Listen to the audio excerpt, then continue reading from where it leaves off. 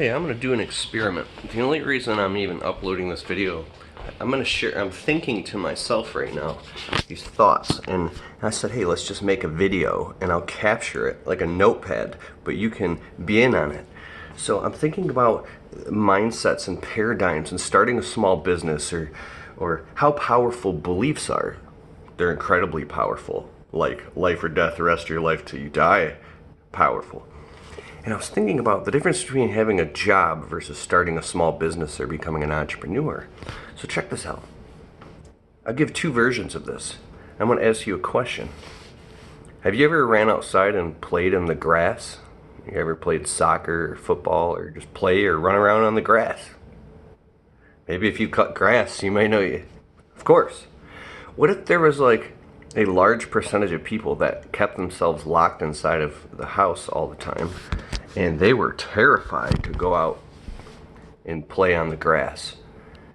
And the majority of the people were like that, and they were like, and even growing up, they were like, dude, you better not go outside, because if you even step foot on that grass, there's parasites and insects and things that will come inside of your body and they will kill you, and you will be dead within 24 hours. And they believed it, and they were terrified looking out the windows, right? And it was so real to them that if you even tried to like knock on their door, they would open the door like this, right? I'm making this up as I go along. They would open the door. If you even tried to pull them out onto the grass, they would probably pull out a shotgun or try to stab you. They'd be terrified, like you're trying to like, I don't know, do criminal activity. But by no way would they do that. And they condition and they teach their kids and they teach each other and their family members for the sake of their own good. Don't you dare go out and play on that grass.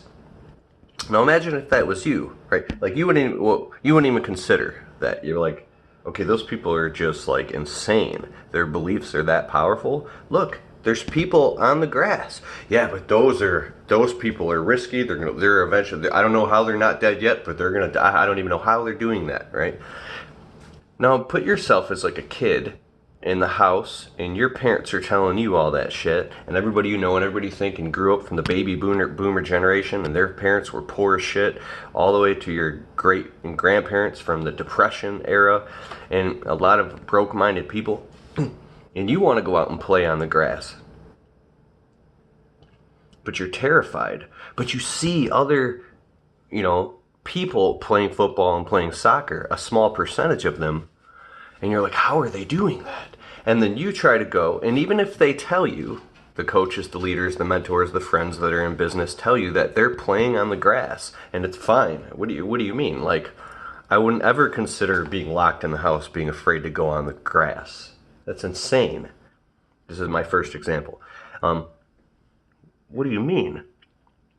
Even if you did actually get yourself to go and walk around on the grass, you'd freak out and run back in the house and be like, oh my God, oh my God, oh my God, right? Like you put your hand on a hot stove or something, and you're sensing, like your reasoning, it's almost like you're schizophrenic because your reasoning is off. You can't tell like where the line is, what's real, what's not, what's, the boundary.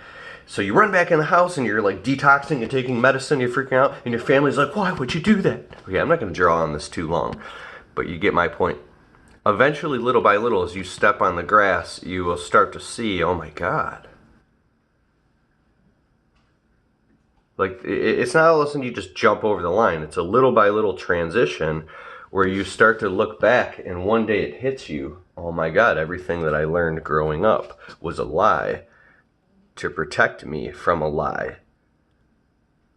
When I was a kid, I always heard business is risky, it's impossible. I grew up, 9-to-5 jobs, welfare, things like that. My uncle was the only business owner in the family, right? But and eventually you join the guys playing football or out in the leagues or in the field that are on the grass, and you realize you're not dying, insects and parasites aren't killing you, and you would never consider going back to a job. You would never consider going back in there. So you get my point there. Okay, so now here's my second example. See what I mean? You would never consider, because now you've made an actual transformation in your consciousness and you learn that it's just a different set of beliefs. my second example is that of like a farmer. Could you figure out, I'm asking you, could you figure out how to, I don't know, take a piece of land? It could just be like a part of your yard, and maybe till some dirt and add some compost and manure and humus and topsoil and some, I don't know, whatever, some sand. Create, if there's some fertile soil, could you plant tomato plants? Like, even if you've never done it, could you plant some orange trees and apple trees and zucchini and squash and lettuce and rhubarb or whatever? You could. Could you figure out how to grow it? Could you learn about the different seeds and what depth to plant them and how much? Could you make sure that this garden that you create gets watered? You could, right? You could make sure that you plant them right and you keep the insects away, and you could figure out how to keep that stuff safe and grow plants. And then when the plants grow and there's nice ripe tomatoes growing on there, right? Your harvest. Could you cut the tomatoes off and put them in a basket? Could you cut the cucumbers, the zucchini, and put them in a basket? You could. Could you take them in the house and wash them off and clean them and peel them and cut them and make a stir fry or a casserole? Like, could you actually eat them? You could. You could learn how to do all that stuff. You could figure it out. And even as I'm talking about, you're like, what are you talking about? Of course I could, grow a garden of vegetables. Or, be kind of a farmer or whatever. I don't know what I'm talking about, but you know what I'm saying. So imagine if there's a farmer that had another man working for him, plowing the fields and, cutting all the tomatoes and growing the crops and watering the garden or whatever. And this guy's working by the sweat of his brow 50 hours a week, and the farmer in return gives him a basket of tomatoes every day and a couple cucumbers and some grains. I dropped my phone and I barely stalled it on my foot. Am I here? Okay. And now he's working for a small wage. And he's actually doing all the same work. He just doesn't understand where the seeds are coming from and where the materials are coming from. And he doesn't understand some of these things, but he's like, I could never do it, right? Now I could see if you worked at a restaurant or a McDonald's or something, you're like, dude, I could get my own restaurant going. I mean, I could go in serious debt or start my own McDonald's. But if you're in primarily a service-based business, a plumber, a painter, a landscaper, a window cleaner, carpet cleaner, stuff like that, if you just learn what's going on, like the wizard behind the curtain, you could actually just put those things together and go out and do it on your own pretty damn easily. But the guy will be so afraid that it's so risky and impossible, and he needs all this startup money to go out and start his own farm or own garden or vegetable garden and grow his own food and hunt for himself and learn how to be resourceful and independent, that he actually won't ever do it. He'll keep working for a wage. But if you look, after everything I've asked you, and you look back at the farmer and the guy working for him to feed his own family, why would that man or that guy depend on that farmer, another man, and work all day 50 hours a week for this little tiny return, this little, just enough food to not even barely feed his family, and now he's bringing home this little basket of food like a slave pauper. I don't know what a pauper is, so I shouldn't say that. I'm sorry. Like a peasant. And he's bringing it home to his family to feed them. And he's just being a slave for that. Now I could see if it's a big company and he has a very good pension and benefits and makes good money and he's working, he's a professional and he's worked years and that's what he wants to do. It's kind of different than just working a labor job, right? But like you wouldn't even consider that. What are you talking about? I could do this myself and keep all the vegetables, aside for government taxes and all that crap. But anyways, you could do it yourself. You wouldn't even consider doing it the other way. That's actually insanity.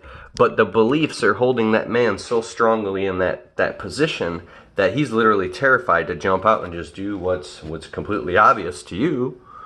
So, completely obvious to you. So what I'm getting at here is, The fear of going out on the grass or to start your own vegetable garden is nothing more than just a set of beliefs that were created by a set of people who went through a rough time, and they had to adopt those beliefs for that time, and now they operate and control their lives off of those beliefs. They only work for a certain scenario, but in the grand scheme of things, there's many different belief systems. The people that are really successful, and people that compose, make great music, or make great art, or they're great at taking care of animals. My wife's very talented at taking care of animals and stuff.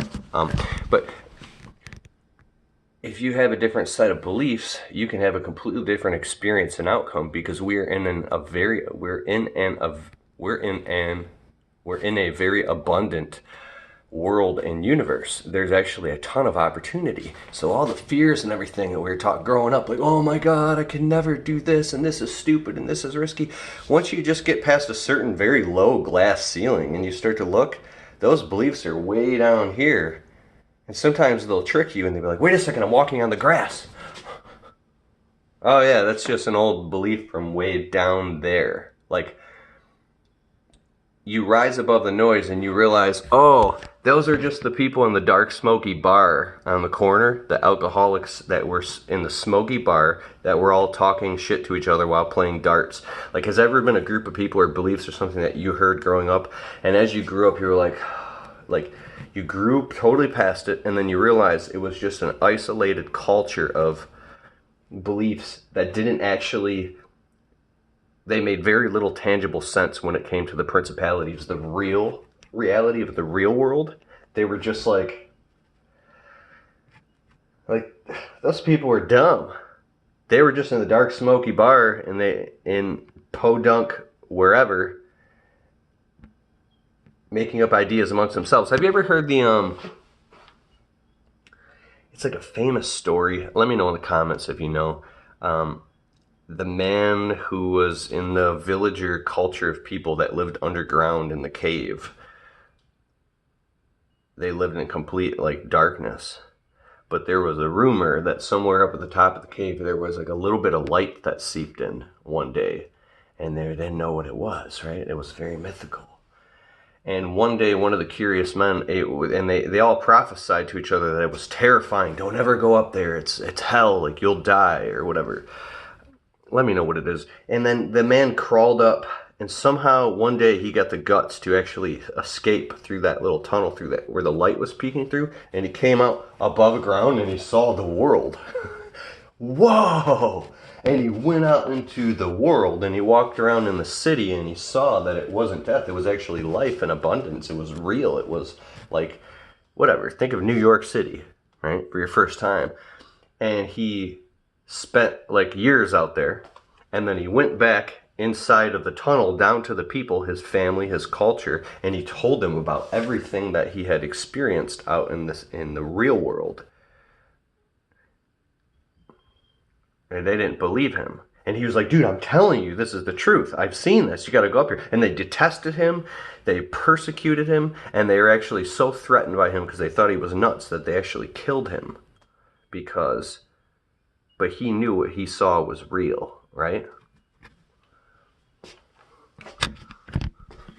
Like, there's nothing greater than the pinnacle of actual experience, really experiencing something for yourself.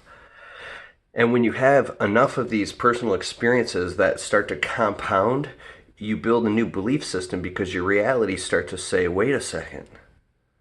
Those were lies I heard from other people and that I told myself until they solidified into a belief, like a pathology. They actually developed a neural network in the brain that energy flowed through a certain way, and then you're like, boom, that's the way this is.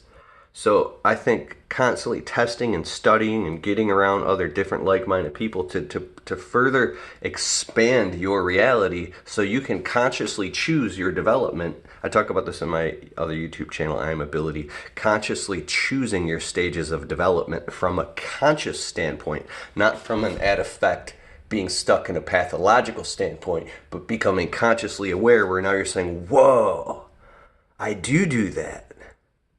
There's a science study of people, how we get stuck in this part of our brain where we can't see, we have a blind spot.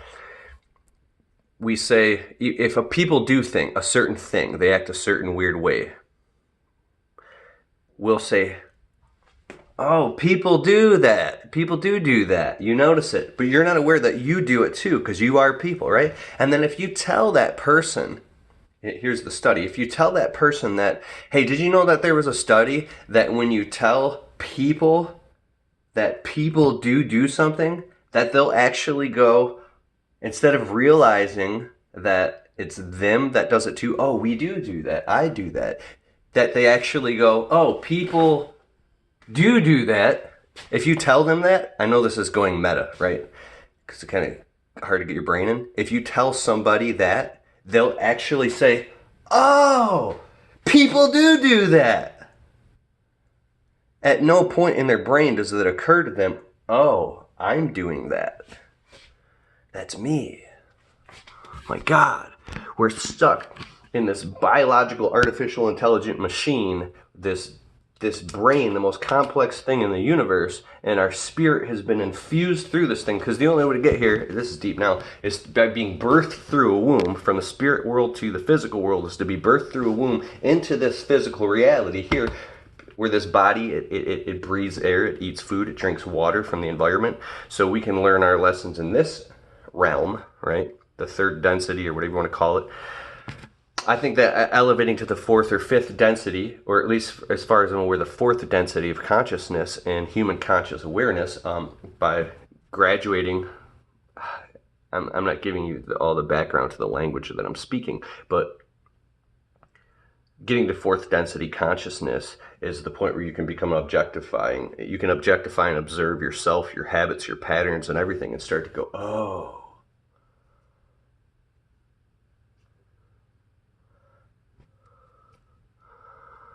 I'm in control of this thing.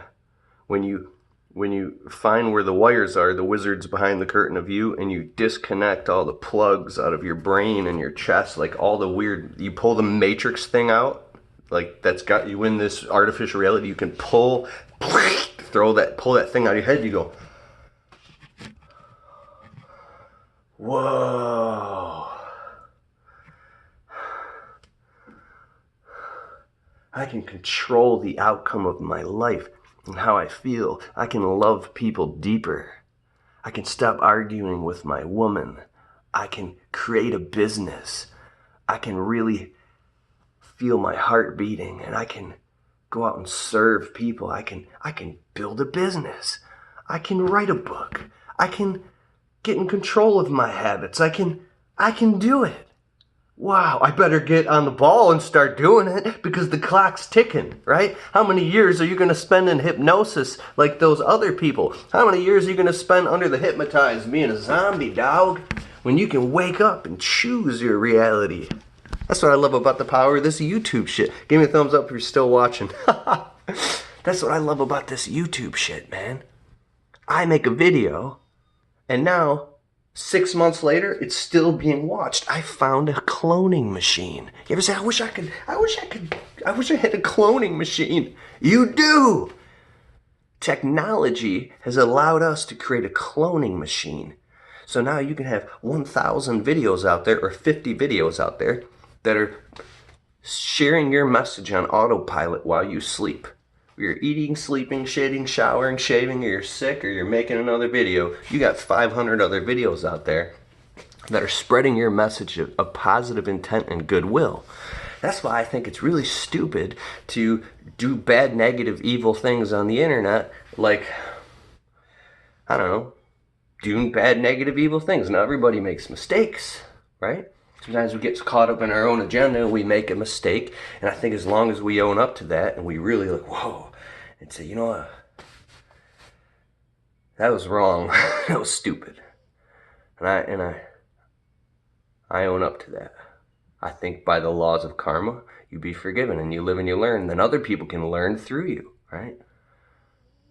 Honesty. Okay, I'm going into my own hypnosis. Okay, I was just sharing you what was going on with my mind this morning. It's kind of an experiment in this video. hit me up, dog. I say the thumbs up thing because I think when you hit the thumbs up button, then it actually increases the viewer engagement in the YouTube algorithm, which helps put the video more promoted and suggested videos to other people, so more people can watch my stuff. If you hit the subscribe button, then you can be notified and tap the bell. The link in the description is below this video. You can get a link to my 3 free video landscaping series on where I send you like free videos about how to start a landscaping business. I'll put below that a link for my 3 free video series on how to start a window cleaning business. I love putting my stuff out there and promoting my stuff because it's actually helped tons and tons of people that are going through this process. If that's you, check it out, dog. And if you're interested in the window cleaning business, the Window Cleaning Blueprint is my other channel, and I also have a podcast on SoundCloud, Spreaker, Libsyn, soon to be on Stitcher Radio and iTunes, but definitely on SoundCloud. You type in Keith Kalfas or the Landscaping Employee Trap. The Untrapped Podcast is my podcast. Take a listen to it. And you can also check out my website at keithkalfas.com. And later, see you in the next video.